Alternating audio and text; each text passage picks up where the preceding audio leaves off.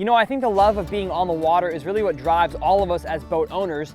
No matter if you're fishing, skiing, or pontooning, being out there is a really great time. But in order to have the best day on the water, one piece of equipment is incredibly necessary, and that is an anchor. And so in this video, we're going to talk about the basics of anchoring your boat in a safe and secure place using both traditional anchors and shallow water hydraulic anchors like I have here. My name's Tyler, and welcome to Yamaha Boating Academy.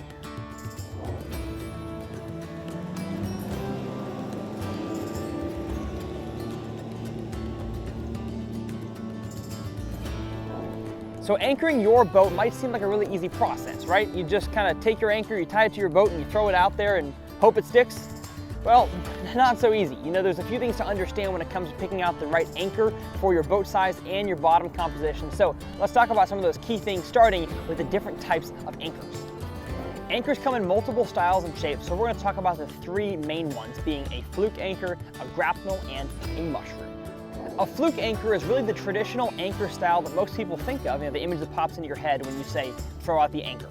It's got a longer shaft with usually some kind of rectangle slash triangular plate that slides its way into the ground. It is a really, really effective anchor, especially around gravel and sand bottoms. A grapnel anchor resembles an upside down umbrella and can be folded as an umbrella is for storage. This is best for muddy bottoms and rock bottoms.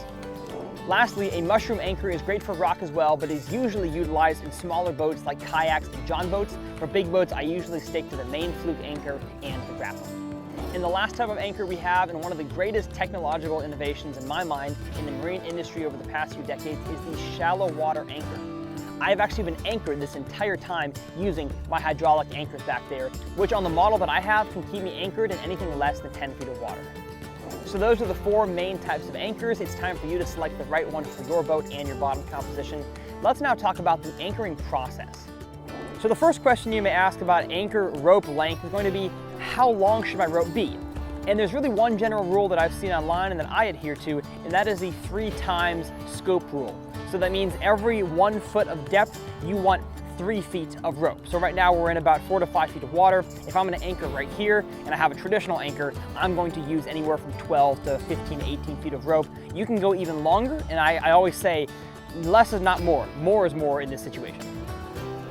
Now when it comes to selecting the area you're going to anchor, I think the image that pops into my head, at least when I think of an anchorable area, is a nice, calm, quiet area on the lake.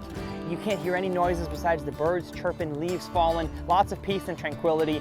And while that is important, at least some of those things, you want to make sure a few key factors fit that you actually can anchor there. The first of which being legality. Can you actually legally take your boat and anchor it in that location?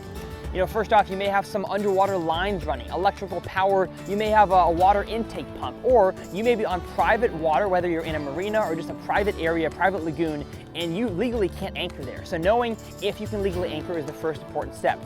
The second thing is making sure you pick an area and drop your anchor where you're not within close proximity to either other boats, boat docks, or the bank. You don't want to hit either one of those. If the winds shift, if the current shifts, the tide goes in or out, you want to make sure that your anchor is in a certain place where if that boat was to do a 360 around your anchor, you're not going to hit anybody or anything.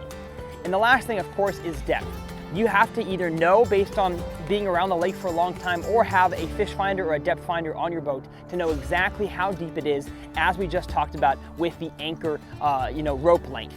You don't want to throw out your anchor assuming it's a certain depth and your anchor can't even reach. So it's not just about reaching, you want to make sure it can reach and have room to grab down there on the bottom.